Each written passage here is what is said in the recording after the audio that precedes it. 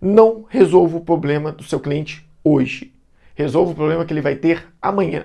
Isso é querer ser estratégico, porém se posicionando melhor amanhã. O sonho de todo empresário é navegar no Oceano Azul. Todo mundo quer lidar menos com concorrência, ter mais cliente, ver o seu produto sendo reconhecido como algo diferenciado no mercado e poder ter uma possibilidade, uma propensão, ter a capacidade de crescer dentro de um mercado que a competição é um pouco menor. Muito provavelmente, se você lida com qualquer área de empreendedorismo, gestão empresarial, contabilidade, qualquer área que ligue com o fator de empreender, você já deve ter ouvido falar o termo "eu quero sair do Oceano Vermelho e navegar em um Oceano Azul". Eu quero que a minha empresa seja reconhecida e tenha um diferencial. Agora a questão é, como chegar a esse diferencial? Como criar algo diferente no mercado? Como fazer algo que realmente vai ser reconhecido por trazer essa diferença? E o melhor, como fazer isso e ainda conectar a minha estratégia ao meu propósito, trabalhar isso diretamente ligado às personas que eu reconheço como meu público-alvo e como conectar isso a toda a minha estratégia empresarial e com os produtos que eu tenho hoje no meu negócio. Se você acha que não tem uma fórmula mágica para isso, eu vou concordar com você. Mas existe uma técnica. Existe uma técnica que pode te levar a reconhecer dentro do seu negócio uma forma clara, objetiva e estruturada de encontrar um oceano azul, de tornar o seu produto, o seu serviço, algo realmente diferenciado. Até o final desse vídeo eu quero te mostrar como fazer isso totalmente estruturado, de forma prática e conectando ao PS, conectando a todos os outros fatores que a gente vem falando nessa série. Porque aqui a gente fala de gestão, planejamento e muita contabilidade estratégica. Mas nessa série de vídeo, o assunto principal é o PS, a nossa metodologia de planejamento estratégico sistematizado. É uma forma de sistematizar e conectar todas as estratégias que a gente considera como essenciais, passando desde propósito, diretrizes, analisando o Força de Porter, passando por persona, selecionando arquétipo e agora a gente vai entrar no famoso Oceano Azul.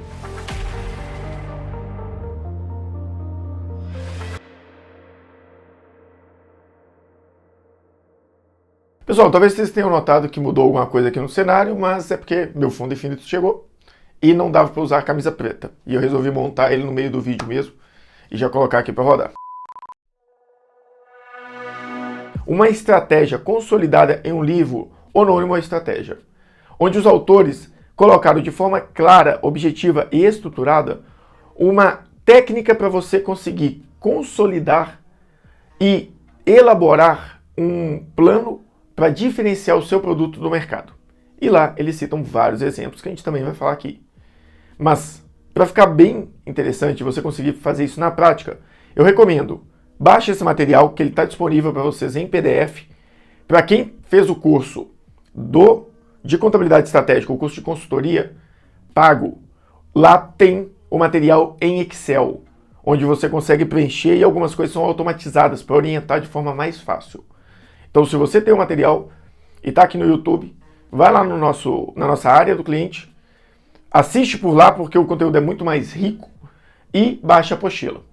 E se você que está aqui no YouTube e quer acompanhar, aqui a gente tem total capacidade também de te ajudar a estruturar. Porém, o material é mais simples, mas prático tanto quanto. Agora, a gente vai começar a entrar no material de forma consolidada e sempre citando o PES.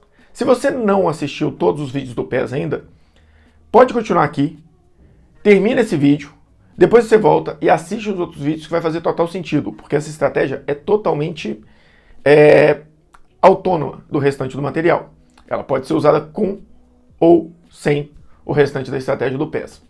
E aproveita que agora já dá o like no vídeo, assina o nosso canal e marca o sininho aí para você receber as atualizações. E compartilhe o material para a gente conseguir levar essa ideia de que contabilidade é muito mais do que uma calculadora de tributos e uma obrigação para mais pessoas. Vamos mostrar que contabilidade é realmente a melhor metodologia de gestão do mercado e todas as outras se conectam a ela. Agora, vamos para a prática. De forma simples e objetiva, Oceano Vermelho é onde você tem muita concorrência. É onde você precisa ganhar espaço e as pessoas não reconhecem o seu produto como um diferencial. Oceano Azul, o mercado está inexplorado, as pessoas não reconhecem um player grande nesse mercado e você consegue romper uma cadeia de preço-benefício, onde as pessoas param de olhar para o preço do seu produto, para o preço do seu serviço e passam a olhar muito mais para o benefício, gerando mais valor para o seu negócio. Ele trabalha de uma forma bem simples. Primeiro, a gente vai identificar atributos do seu mercado e identificar perfis de empresas que são concorrentes às suas. Identificados os perfis e os atributos, a gente entra no modelo de 4 estações, que é basicamente definir o que vai ser elevado acima do mercado. Ou seja, eu pego um atributo do meu mercado, um atributo do meu negócio e elevo ele muito.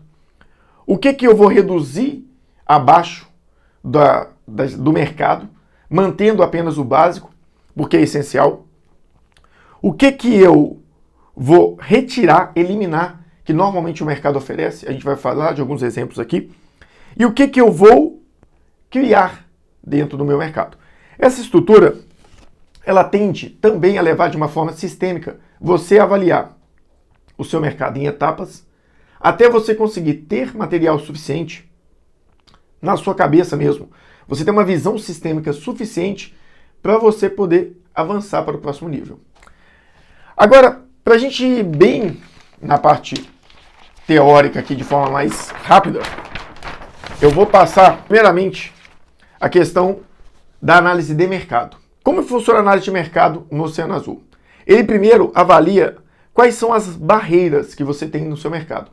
O que são possíveis competidores, barreiras que podem impedir de você alcançar o Oceano Azul? E aqui a gente fala uma por uma. A primeira barreira são setores alternativos. Se você está fazendo esse material pelo PES, você vai ver que a gente já colocou aqui ameaça de produtos substitutos lá das 5 forças de Porter. Por quê? Porque você já analisou isso e você tem que continuar de forma congruente o seu planejamento estratégico para que você consiga realmente sistematizá-lo. Então, dentro do seu mercado, existem setores alternativos. Eu até cito aqui que foi avaliado conforme a força de Porter algum entrante no seu mercado que pode substituir. Então, você precisa analisar de forma clara o que pode substituir a entrega que eu tenho dentro do meu mercado. Um exemplo, eu tenho consultoria empresarial. Consultoria empresarial pode ter substitutos? Pode ter um software que faz a gestão empresarial de forma mais simples? Vamos colocar na parte contábil, que seria um pouco mais tranquilo. Na contabilidade, os novos robôs, as novas ferramentas, a contabilidade online, ela é um entrante que pode substituir a contabilidade tradicional? Ou pode substituir a consultoria tradicional? Então, os setores alternativos são alternativas dentro do seu setor que pode substituir o produto que você oferece. Um exemplo claro, mais antigo, mas muito objetivo. Câmeras digitais. As câmeras digitais simples foram substituídas pelos celulares, porque eles vieram com câmeras. Os players de MP3 substituíram os players antigos, de fita, de CD, e o celular acabou substituindo tudo isso. O celular está substituindo o computador nos tempos atuais. Então tem muita gente, eu tenho amigos que não tem notebook, não tem computador, porque não precisa. Acaba fazendo tudo pelo celular. Então, isso aqui é analisar o que pode ser uma alternativa para substituir o seu mercado. Pensando em algumas coisas mais recentes, você tem o mercado online substituindo muitos serviços. O Quinto Andar, por exemplo, substitui boa parte do serviço que uma imobiliária fazia. Ele ainda é uma imobiliária, mas mais tecnológica. O Airbnb substituindo os hotéis. Então, assim, não necessariamente vai ser diretamente ligado ao seu mercado e vai substituir de forma objetiva e clara, igual o celular substituiu a câmera digital amadora. Mas você deve avaliar dentro do seu mercado o que pode ser alternativa para as pessoas gastarem o dinheiro delas. A segunda barreira que a gente tem que avaliar são os grupos estratégicos. Essa parte vai ser muito importante. Na metodologia que a gente usa aqui no PES, a gente define os grupos estratégicos e depois avalia as outras barreiras em relação a eles. Então, é muito importante você entender o seguinte: dentro do seu setor, quais são os principais grupos estratégicos? Exemplo, alguém que vai contratar uma consultoria, ele pode contratar uma consultoria de gestão empresarial e estratégica, ele pode falar com a contabilidade dele para prestar esse serviço, ele pode contratar uma pessoa da área estratégica, ele pode contratar uma empresa de marketing, ele tem algumas possibilidades. E dentro dessas possibilidades, você tem que ter um entendimento de como cada uma dessas possibilidades, de onde ele vai gastar, investir o dinheiro dele como grupo estratégico, para você comparar com o seu. E assim você consegue se diferenciar.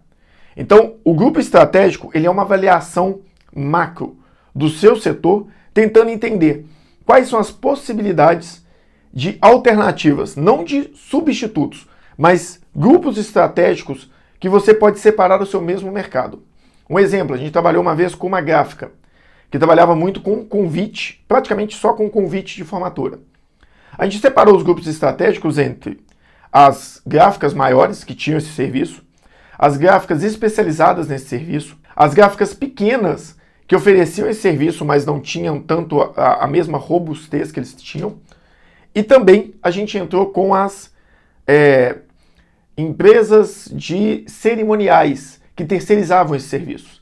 Então a gente foi entendendo como que cada um desses grupos estratégicos ofereciam um serviço e no que eles eram melhores ou piores do que a empresa que eu estava prestando essa assessoria. Depois disso, a gente vai entrar na cadeia de compradores. O que é a cadeia de comprador? Entender quem toma a decisão. Basicamente é isso. Você tem que ter claramente quem toma a decisão. Uma coisa que eu sempre falo em gestão comercial. Você tem 3 pessoas, normalmente, numa negociação, quando se trata de uma compra, de uma venda de maior valor agregado. Você tem o influenciador, que é aquela pessoa que influencia quem é o decisor de fato. Você tem o decisor, que é quem toma a decisão. E às vezes você tem a pessoa que realmente vai executar o pagamento.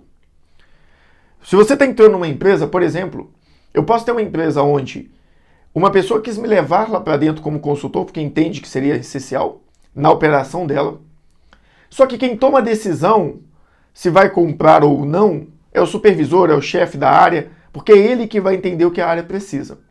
Porém, quem paga de fato é o empresário. Então você tem 3 cadeias ali claras de pessoas, porque talvez se o serviço for muito caro, o empresário não vai querer pagar. Se você não convencer o decisor, ele nem vai levar para o próximo nível.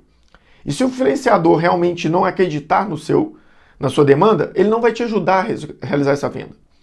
Você quer um outro exemplo claro disso? Venda de apartamento.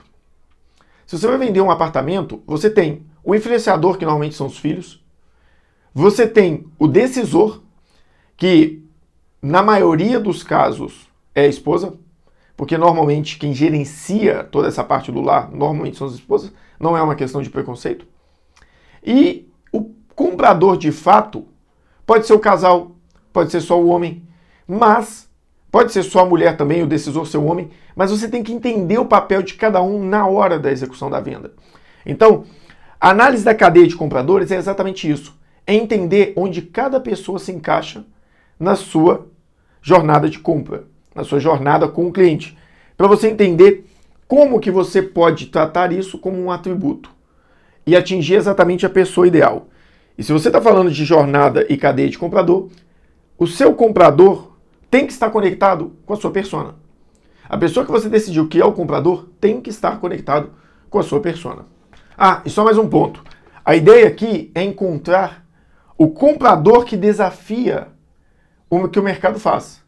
É você buscar o comprador que, de fato, as outras pessoas não estão buscando, para você poder encontrar um oceano azul aqui também. Entrando aqui na 4ª barreira que você pode avaliar, é a ideia de produtos e serviços complementares. O que são produtos e serviços complementares? É você encontrar dentro do seu mercado algo que você possa levar como um serviço complementar e vender no vácuo de outro produto. Você pode identificar uma forma de diferenciar o seu produto, eliminando a necessidade de serviços complementares ou tornar o seu serviço algo complementar. Alguém que está fazendo isso para mim hoje, muito claramente, assim, se você não conhece, conheça como consultor, como empresário, como que for.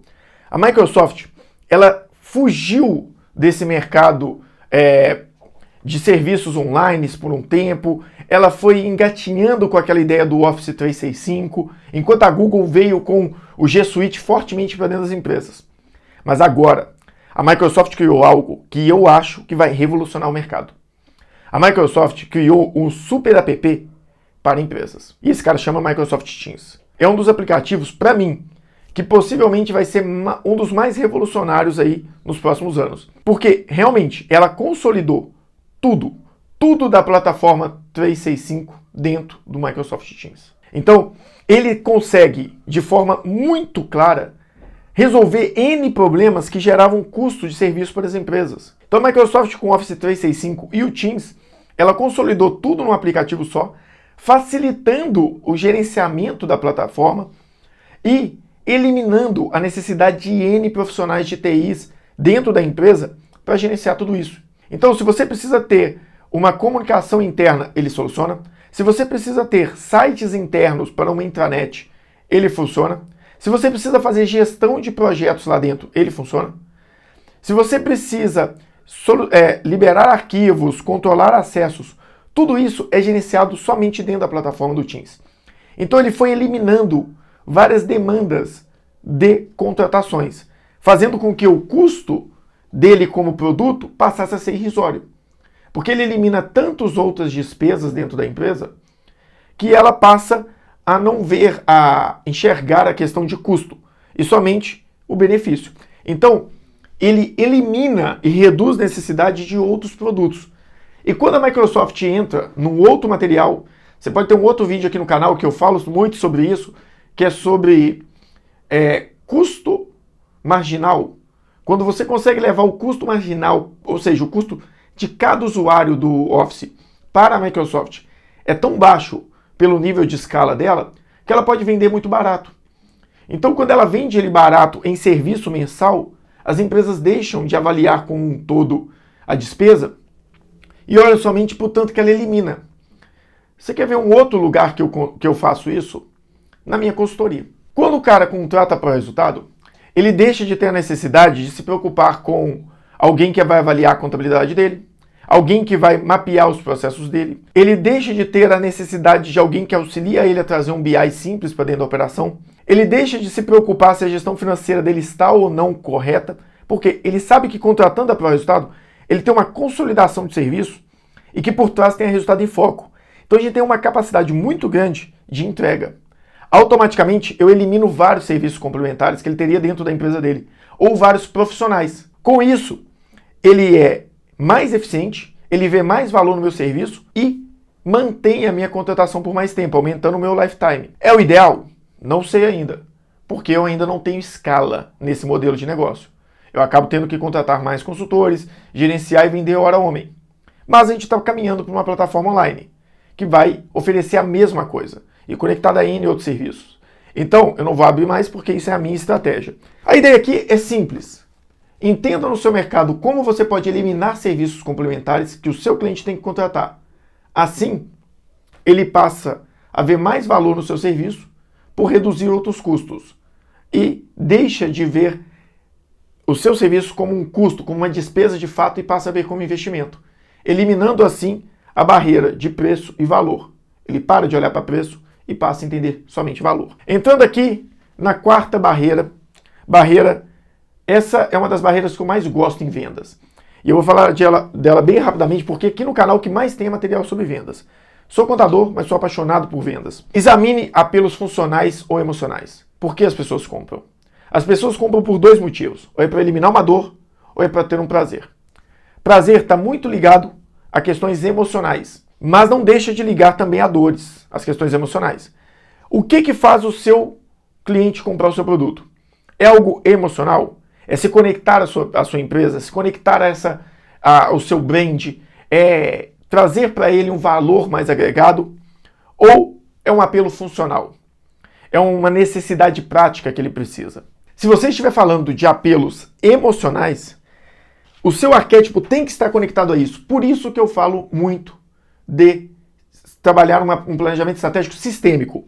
Se você está trabalhando um apelo emocional, será que o seu arquétipo pode ser o do cara comum?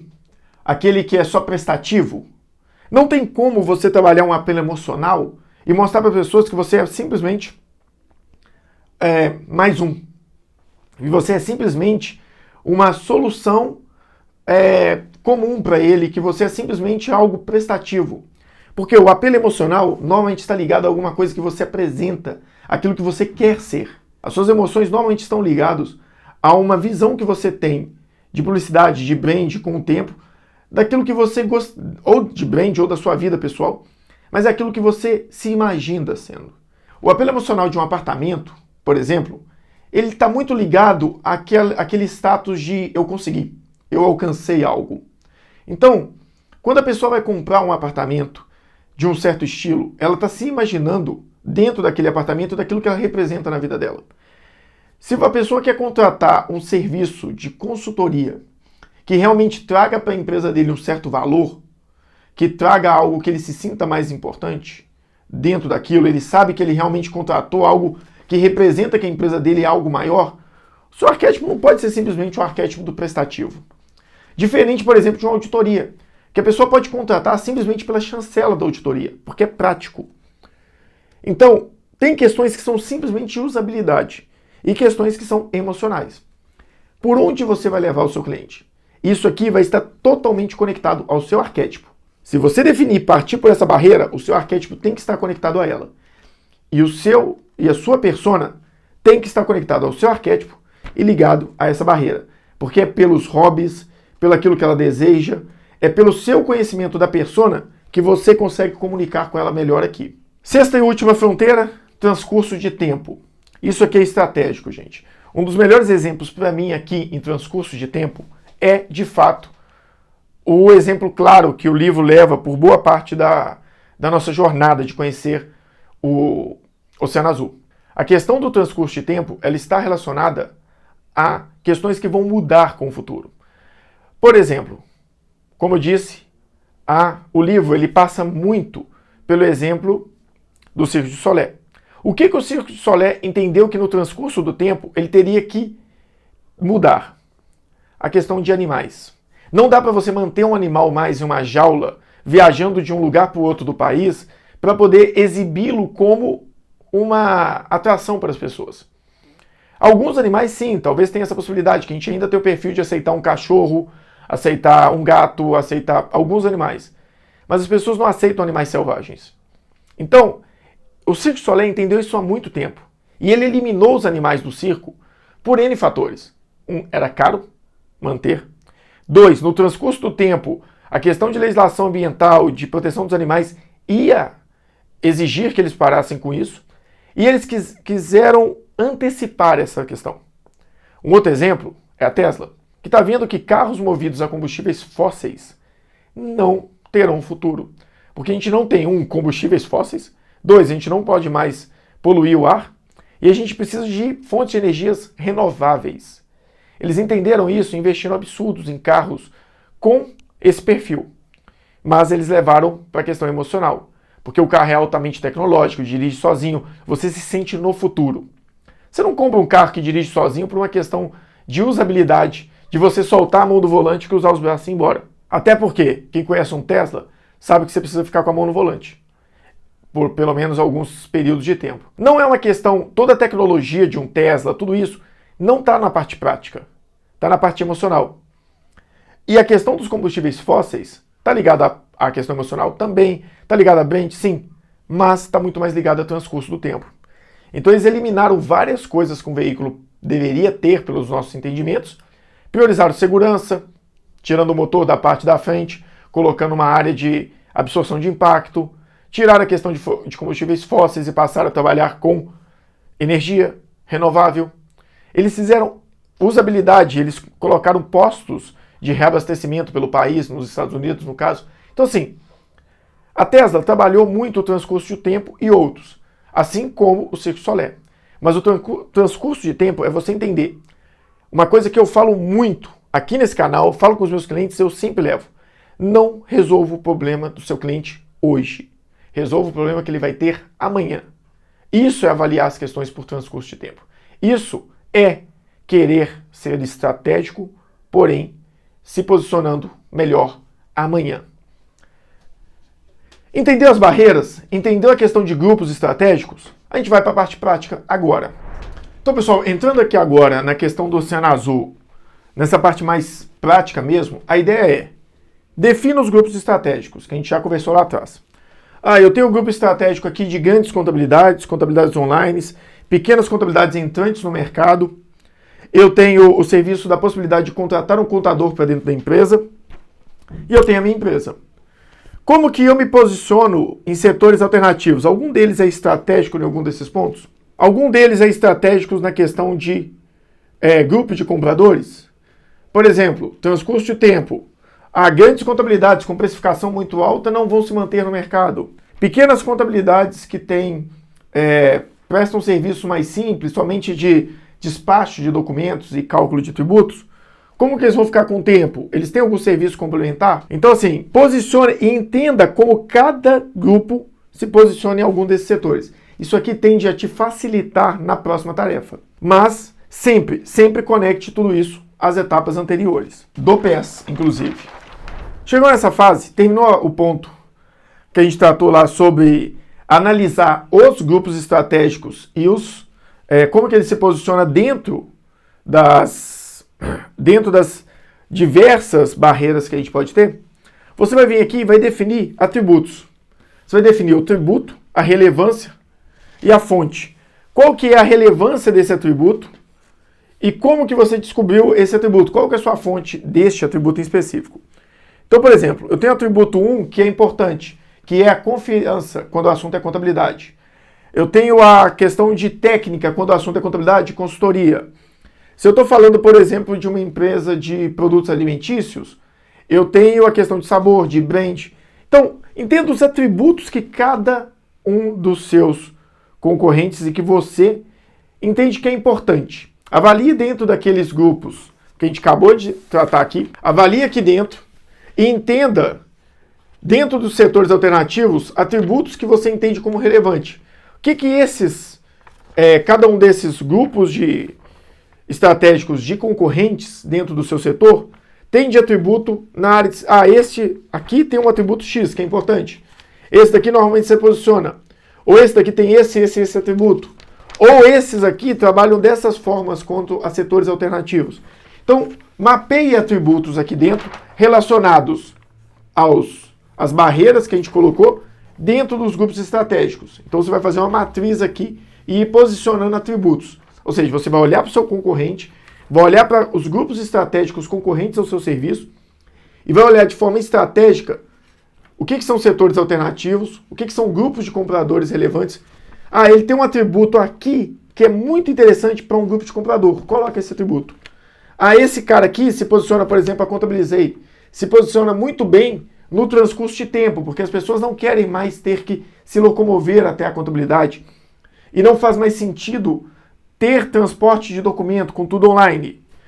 Eu tenho um setor alternativo, porque a contabilidade conectada a uma consultoria pode prestar esse serviço e eliminar a demanda de uma consultoria. O apelo emocional, as pessoas confiam mais em grandes contabilidades. Então, se eu estou conectado a uma auditoria, então entenda e mapeie os atributos.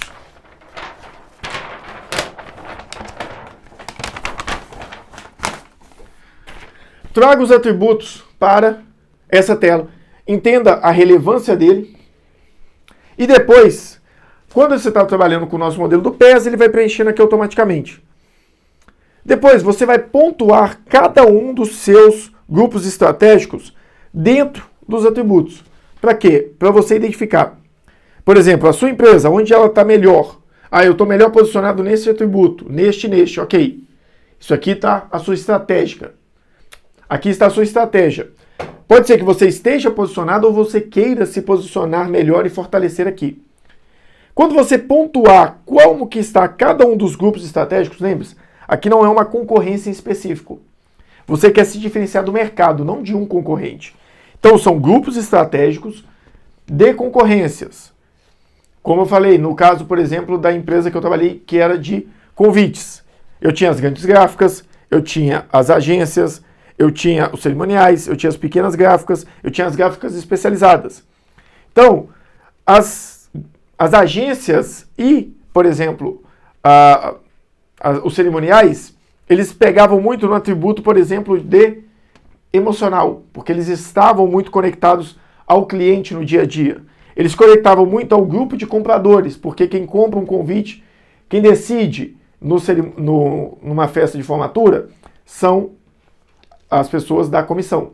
E principalmente tem algum ou outro relevante, que é a pessoa que decide de fato isso. Então, ele está muito mais conectado a esse grupo de compradores. Então, ele tem um posicionamento melhor. Como que a gente diferenciar? Pela emoção? Então, ou pela prática? Então, independente disso, você precisa entender o seguinte: grupos de compradores do seu setor e como que você vai se posicionar diante deles.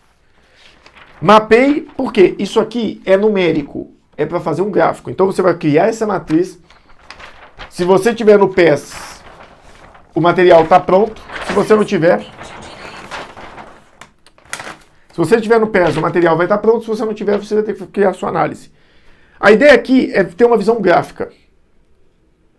Uma visão gráfica dos atributos que você é mais relevante. Então, por exemplo, aqui depende da cor, não está colorido, mas aqui eu estou falando da minha empresa. A minha empresa, ela é dessa cor. Então, esses são os atributos que eu considero mais relevantes.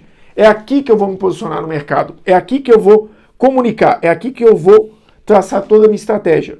Porque se eu for traçar nesses pontos aqui, eu tenho muita concorrência. Aqui eu tenho menos. Então eu tenho que entender aonde eu tenho mais concorrência e aonde eu sou menos competitivo. Aqui é só uma questão única e exclusivamente visual e de exemplo. Você vai avaliar o seu setor, vai estar escrito aqui os atributos, e você vai entender aonde você se posiciona melhor. Você tem uma visão prática de onde você se posiciona melhor, onde você precisa se posicionar. Feito todas aquelas etapas, você entendeu os atributos, agora você vai para a parte prática. Defina que atributo você vai elevar acima dos valores, dos padrões setoriais. O que você vai subir além dos padrões, dentro daqueles atributos, seja sistêmico, seja estruturado. Se você achar que não está bom, volta, estrutura, analisa de novo a questão do atributo e vem para cá. Então, atributos que vão ser elevados. Vamos pegar o exemplo do Cirque du Soleil. O que ele elevou? A atração cênica, a questão da habilidade humana. Qual era a questão de risco, a percepção de risco, aquela questão de toda a habilidade e dos elementos relacionados ao ser humano. Então, eles elevaram outro nível. Atributos que foram reduzidos. A questão de desconto, de precificação, eles não trataram isso mais, eles reduziram o máximo possível. O preço é esse, ele vai ser escalável, nos últimos dias tem algumas promoções, mas eles elevaram o preço e não discutiram mais esse ponto. Eles não vão entrar em benefícios, redução de preço. Eles queriam se posicionar. Atributos que eles eliminaram, a questão de animais. Animal é caro, animal tinha a questão de transcurso de tempo por causa dos direitos dos animais. E eles criaram uma questão cênica, de um picadeiro único, de um evento que era muito mais relacionado a uma ópera, a uma história, a uma questão cênica de cinema mesmo, que contava uma história, era um espetáculo. Então eles criaram um show que você tinha um ambiente pré-show, onde você tem uma recepção, você tem uma estrutura, tem cadeira demarcada. Você pode ter um ambiente VIP, que você paga mais caro para ter uma sala onde você vai esperar, com todo o conforto de um evento mesmo, totalmente liberado, toda a questão de bebida, alimento, tudo aquilo ali disponível para você se ambientar e aguardar que o espetáculo comece. Então você tem uma questão de estrutura elevada, você tem uma questão de criação de um ambiente diferenciado para um espetáculo, a criação de uma questão cênica, uma questão de espetáculo de fato voltado para uma questão de história. Você entra, você vai ver uma história de início, meio e fim, você vai ver um show, você vai ver algo muito diferente que simplesmente um espetáculo de habilidade de animais. Você não vai ter animais lá dentro, você não vai ter a questão de multiplicadeiros, você vai ter uma questão única e estruturada. Então, eles listaram nesse formato. Você tem que fazer o seu. Faça o da sua empresa, de onde você trabalha, ou da sua estratégia de negócio. Como você vai se posicionar. Feito isso, aqui no PES, a gente vai entrar na questão de curva ABC. Você vai avaliar a curva ABC do seu negócio, caso ele seja existente, né? Não tem como você ter uma curva ABC de um negócio inexistente, porque você não está vendendo, a não ser que você tenha números de mercado. Mas a gente vai conectar isso a dor, força, oportunidade e oceano azul. A gente vai estruturar a sua curva ABC e entender qual produto se conecta mais a toda essa estratégia. E para ter curva ABC, você tem que ter classificação gerencial, você tem que ter informação, você tem que ter números. E aí você precisa ter contabilidade. Mas isso é para um próximo vídeo. Eu vou deixar esse vídeo por aqui. Se você curtiu, dá um like. Aproveita, se inscreve no canal, acompanha a gente nas redes sociais. Lá no Instagram a gente sempre solta conteúdo diariamente de forma mais curta, reels, o dia a dia de consultor mesmo, para vocês ir pegando na prática. E muita dica do que a gente executa nos clientes. Então lá a gente tem muita coisa mais dinâmica e mais rápida. Aqui no YouTube eu trago materiais mais robustos. Então assina o canal, dá um like, compartilha esse vídeo, dá uma olhada nos outros vídeos do PES caso você não tenha assistido e continua por aqui porque a gente vai soltar muito mais material sobre o PES. Eu sou o Carlos Pires, eu vou ficando por aqui e até a próxima.